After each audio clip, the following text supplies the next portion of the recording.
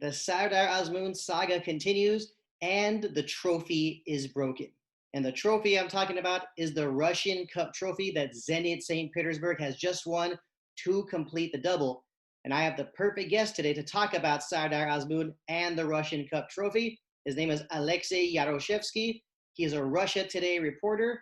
He's also the English voice of the Russian Premier League. And let us not forget that he has the huge honor of holding the longest ever international interview with the Iranian superstar Sardar Azmoun. Aleksey, welcome to Melli Talk. Appreciate you taking the time to be on the show. Thank you so much for having me. I'm thrilled to talk to you about Iran, about Sardar. He's a good friend of mine, so thanks for having me. Awesome. Like I said, appreciate you taking the time. So let's get to one thing at a time. First of all, the Russian Cup trophy is broken. My question for you is, has this ever happened before? I've actually Googled this morning. There were a few instances when it did kind of break into several parts, but not really shattered like it happened this time. But it's not exactly the whole trophy. It's just the top of the trophy.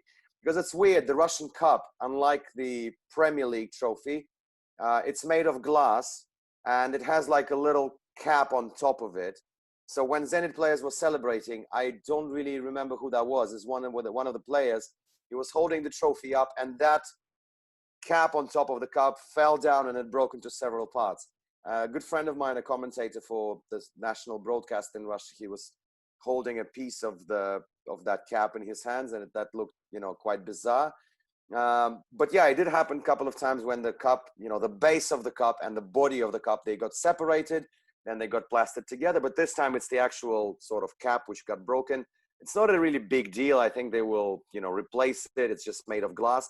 The question is, why on earth is it made of glass? Because, players are obviously happy. They celebrate. They raise it up in the air. So the risk of it falling down is obviously great. But good thing nobody got injured, with the shattered glass. That's the most important thing, I guess, there. But the glass thing is just kind of preposterous. And the thing that's going viral, it will probably make the people think that we might need to replace the trophy with a steel one, which would be a good idea for sure. One next thing I want to talk about, and one thing, I'm taking a look at what you're wearing, and also when I first saw your Twitter handle, Yaro LFC. So you are probably in a very good mood because of Liverpool. Am I right? Yeah, well, of course. I mean, 99 points in a season, the long-awaited champions, medals on the chests of our players, and that's an amazing achievement. It could have been a little sweeter maybe if Man United didn't win at Leicester and didn't get Champions League, but obviously that's just banter. But yeah, obviously it's a great season. Listen, I've been waiting for this all my whole life. I've been supporting Liverpool since 1990, and 30 years on, we finally win the trophy, and finally I stopped thinking that I am Liverpool's curse, because I've been thinking it all these years. Like, I've started supporting Liverpool when they were reigning champions in 1990, and 30 years without a win of the main trophy, obviously. Now it's broken. Now we've won it, so I'm no longer feel cursed about that, if you know what I mean. So yeah, I'm in great spirits right now. Well, congratulations to you, and of course your favorite team. Glad you're in good spirits. And as I mentioned earlier, you had the honor of interviewing Sardar Azmoun, and he just had another great season with Zenit St. Petersburg, winning the Golden Boot, scoring 17 goals. So my question to you is, what impresses you most about Sardar Azmoun? Well, I interviewed him shortly after he moved to Zenit St. Petersburg in the January transfer window last year. And, many experts and pundits in Russia, after Zenit won the title last season, they said that transferring Sardar Azmoun and Yaroslav Rakitsky, one of the central defenders, that was an absolute masterstroke when it comes to transfer strategy of Zenit St. Petersburg. And you have to understand, Zenit St. Petersburg are miles ahead of just about everyone in the Russian league when it comes to resources, financial resources, training academy, you name it. They are by far the most advanced team in the land. And for Sardar to transfer from mid-table struggling Rubin Kazan, even though, his coach, almost like his footballing father, Mr. Berdiev, was still there at the time. That was, a big and a very ambitious move for him, moving from Kazan, where, obviously Kazan is a city which is very well suited for Sardar. It's almost half Muslim population. He's been there for almost the entirety of his career, with the exception of playing in Rostov. And I knew how much he loved Kazan. So moving to a city like St. Petersburg was also a big move for him in many, many ways. But then, when we spoke with him, it looked like he was very comfortable there, even in the early days. I think it was maybe 5 or 6 games after he moved when I chatted with him. He's already scored 7 or 8 goals in the time. So he was scoring just about every game, sometimes, a hat trick or a brace. So he was very well adjusted to the team at the time. And I immediately felt that, that was the right move for him. That was the right move for Zenit. And without question, he will improve the team by a lot. And that's exactly what happened. He was very unlucky, I would say, to not be the top scorer of the Premier League last season. I think he fell like a goal or two short. Fyodor Chalov managed to, jump over him at the end. But this season, he was 5 goals behind Zuba just 7 game weeks ago, and then he just started scoring every game, and then he scored a brace, and then he scored another brace. So there we go. In the last game of the season, he scores another goal, and he's on 17 together with Zuba. So they share the Golden Boot in Russia, but they are both from the same team. So it's like 17 goals each. That's an astounding record, which also tells you how much of a quality team Zenit St. Petersburg are. But what I particularly like about Sardar Azmoun and his playing qualities, and I think qualities like that would make Sardar Azmoun a good player for just about any European club, whether that's a top-tier club or a mid-table club, let's say in England or Italy, if he decides to move, of course, because I think he is very comfortable at Zenit right now. The quality that, I think is sticking out is he is a true poacher. He knows where and when he should be in the box. If you look at his statistics over this season, most of the goals he scored, I wouldn't say maybe 11 of the 17 or maybe 10 of the 17 were tap-ins. So he was in the right position at the right moment of time to apply the finish. Even the goal he scored against Rostov in the final game of the Premier League last weekend, that was a tap-in. That was a cross, and he was right there where he was supposed to be, putting it into the net. So, you don't see a lot of strikers these days with qualities like that. You see strikers who can dribble past anyone. You see strikers who can do a powerful long shot. I wouldn't say that, Sardar's strongest quality is his dribbling. He is good at dribbling, but not like phenomenal, right? But his poaching, his positioning is just off the charts. And another quality, which, since you asked me about that, another quality which I admire with Sardar is his pressing ability. When Zenit plays a high press, and they often do that, especially against a sort of lower quality opposition, Sardar is just incredible at pressing. Apart from that, he can also head the ball in. He's good at headers, and he wins most of the aerial duels. He can go back into defense and, put some more defensive contribution. So I think he's progressed a lot in the 18 months he's been with Zenit St. Petersburg, or just a little bit under 18 months. And I think he should be considered a very hot property now, footballing wise, for many clubs across Europe. And you've been paying attention to this great sport of football for a long time. And, Sardar Azmoun was first discovered in Russia back in 2012 at the Commonwealth of Independent States tournament in St. Petersburg. So was that the time when you first heard about Sardar Azmoun as well?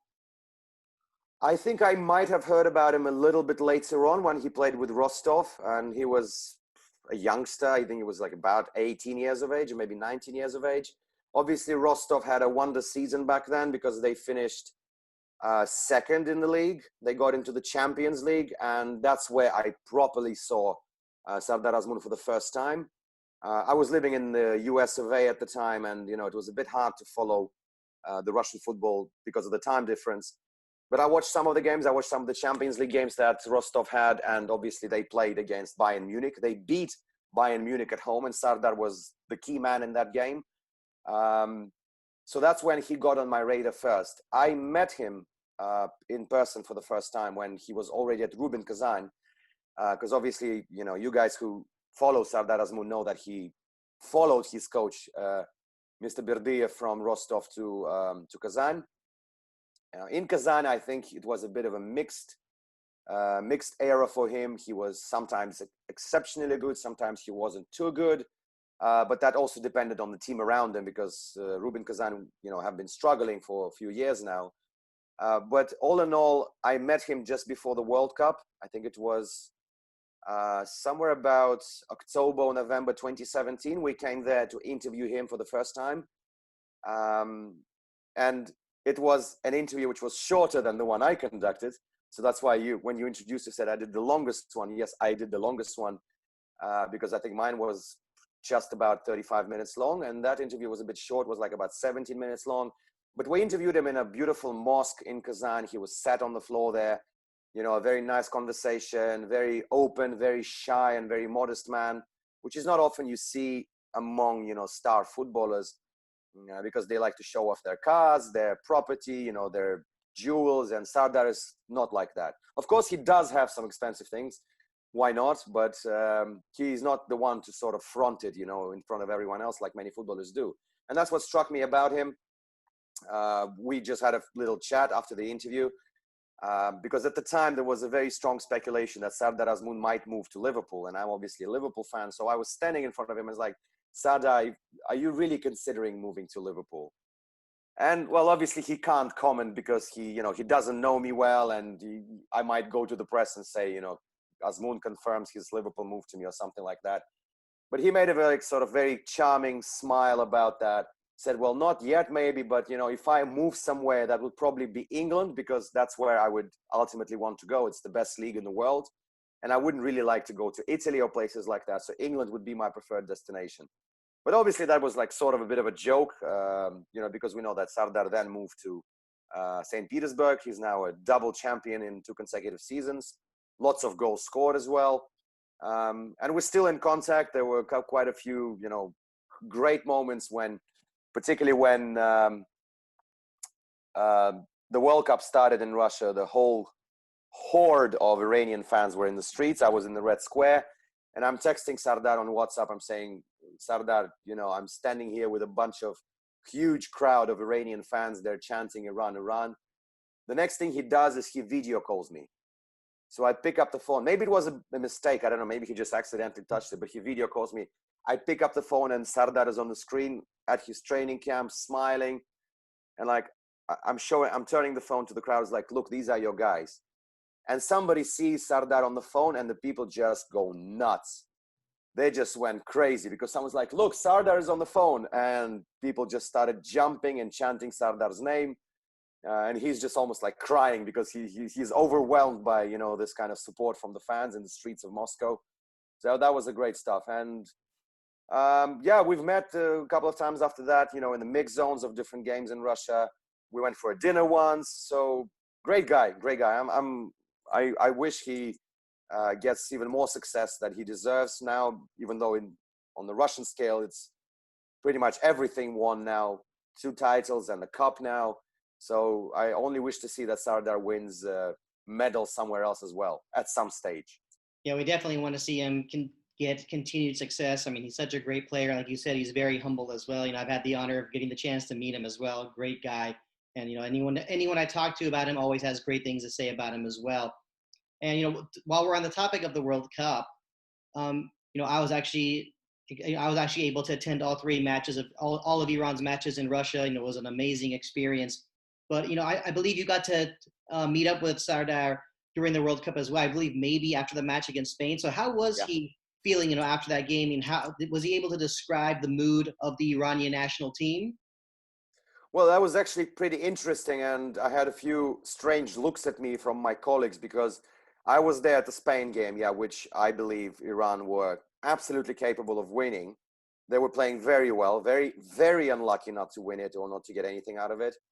And Sardar was walking past the mix zone. He literally snubbed everyone. There was a bunch of Iranian journalists. There was a bunch of English journalists, Spanish. He just walked past all of them. And I was standing the last in line. And I was like, hey, Sardar, how you doing, man? And he just turns around, comes to me, gives me a hug. I was like, dude, I'm so happy to see you. I think you did exceptionally well today. I believe you should have scored. Can you give me a few words for the camera? And he's like, yeah, sure, of course, for you, no problem. And he just gave me a short comment that, I tried my heart. And he also did it in English, which was on top of that, it was really surprising because I think he was a bit shy at the time to speak English at all. But he goes, yeah, I mean, we tried our hard. We'll try our hard in the last game. We still have a chance of qualifying, thanks to all our fans. Pretty generic stuff. But listen, the fact that he, humbled me with his attention and he turned to me and spoke to me, I felt really, great about that, because I felt we are properly friends at the time then. So, yeah, the game was great. Not a great result, but I think Iran really did have a very solid World Cup, and I wish you guys have a much better showing next time in Qatar. I think Iran has, a very capable team, and Azmoun is obviously an important part of it as well. Well, thank you. I appreciate you wishing us the best for the 2022 World Cup. But, while we're still on the topic of the World Cup, aside from Russia, which national team would you say had the best supporters at the 2018 World Cup? Well, Iran, of course. No, thank you. Without any sort of false compliments, if I should say so, Iranians were absolutely amazing. I mean, I've seen great crowds of them in Kazan. I saw great crowds of them in Moscow. I wish I could be in St. Petersburg when you guys played as well. Yeah, but Iranians were clearly among the top three for sure. I'm not sure if it's number one or maybe it's number one together with someone else, but clearly Iranians were. Noise-wise, they were amazing, especially in the match when they did the, blew the horns. It was a very intimidating atmosphere for the opposition, which, not everyone has in the stands in the World Cup. Well, that's something us Iranian football fans are still very proud about, and really enjoyed hearing what you had to say. You guys did great, absolutely great. And going back to your interview you had with Sardar, you said that one day you would like to see Sardar Azmoun be a champion with Liverpool. And, us Iranian football fans always want something to talk about. So where do you think Sardar Azmoun will be playing next season? And, since you're an expert with the Russian Premier League and with the English Premier League, which team in England do you see being the best fit for Sardar Azmoun? Well, hypothetically, I would say just about every team. But the teams which, I think would suit him better are the teams which lack a proper, tall, poaching kind of forward. And that could be, a Burnley. Why not? I mean, they're mid-table, but they are still a prominent face in the Premier League. And, they have Chris Wood, and Chris Wood is the only sort of tall striker they have. But they are reliant on long balls into the box, and that's something I do believe Sardar is, excellent at handling and converting into the net. But at the same time, I can say that he can do well at Liverpool because, the quality of the balls into the box that Liverpool provide, courtesy of, Sadio Mane, Mohamed Salah, Oxlade-Chamberlain, Naby Keita, Jordan Henderson, you name it. With Sardar's ability to poach on the ball, to be in the right position at the right moment of time, that could benefit to Liverpool as well. I don't believe that he would join Liverpool next season because, he will be expensive. I mean, Zenit would not be willing to let him go for cheap because he's one of the star men right now. But if that move would happen, I can totally imagine him under Klopp in that kind of system. Especially if he builds up on his running, especially if he builds up on his dribbling. Positioning wise, he's again one of the most complete strikers I've seen in just about any league, right? At the same time, I think he could be of benefit to Leicester City. They have a poacher in Jamie Vardy, who scored 23 goals in the season. And I think by the time we've spoken, I think he's already won the Golden Boot because Pierre-Emerick Aubameyang scored twice, but he couldn't get to Jamie Vardy. And Jamie Vardy is the top scorer in England. So Jamie Vardy is obviously getting old. And the kind of striker that Azmoun is would perfectly replace him.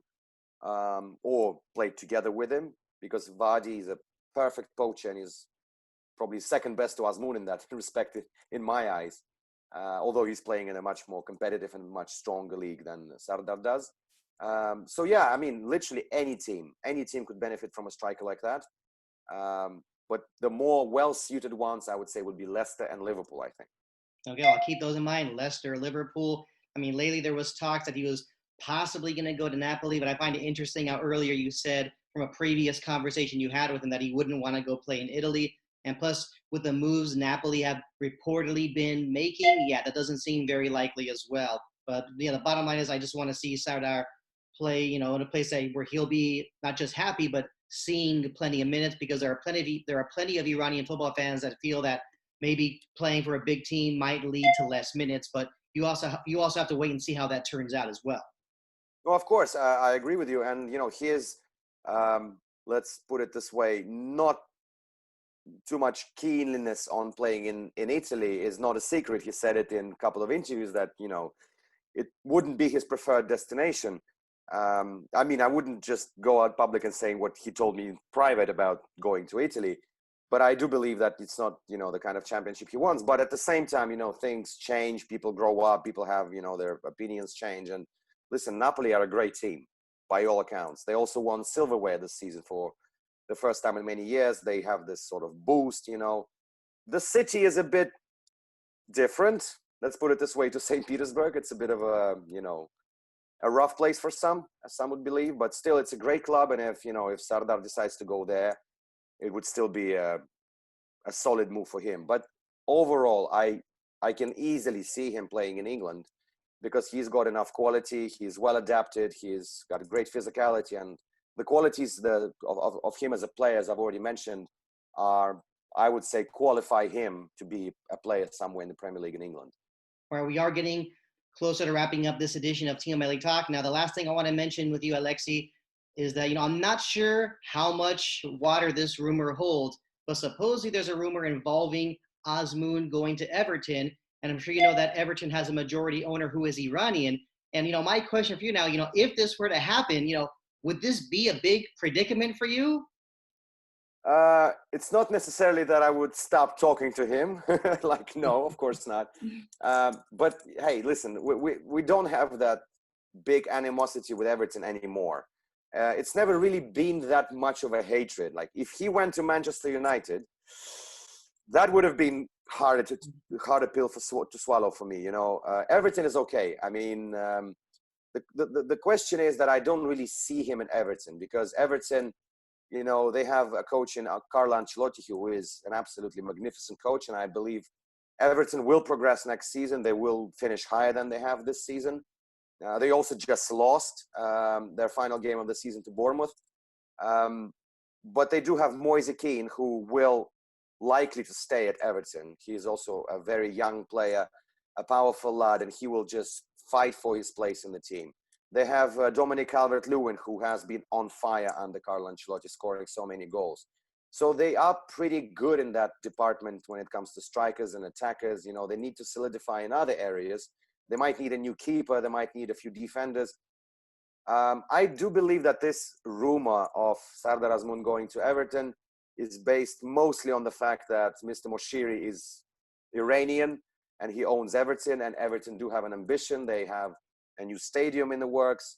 And I do believe that's the only sort of link which puts Sardar Azmoun there. I don't really believe these rumors will materialize, but we'll see. It's early in the transfer window. The seasons have just finished, and we might see some crazy moves. It's a post-COVID transfer world, and you don't really know what's going to happen there.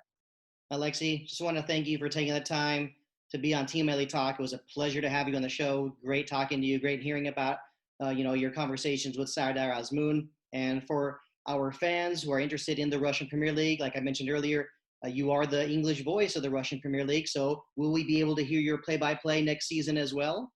Absolutely, guys. Well, I'm 99% confident that next season our broadcast will continue. It is on the YouTube of the Russian Premier League, which is easy to find, which is just Premier Liga. All you have to do is just subscribe there to the commentary, to the matches. It's very, very cheap. It's like probably $2 a month or something like that. But you get a full highlights package. You get 2 live games a game week, and you get all the games recorded as well with the commentary. So I do believe this whole idea will progress because it only started this season. And I was chosen as the first commentator in English to broadcast across the world. There are continuous negotiations between the Premier League and other countries and other broadcasters to sell the TV rights and have it broadcasted in the country. So the easiest way for everyone is just to go YouTube, subscribe for pennies, and watch it all season. I honestly believe that Russian Premier League is one of the most underappreciated and underrated football championships in Europe. It is ranked, I think, 7th or 8th in Europe.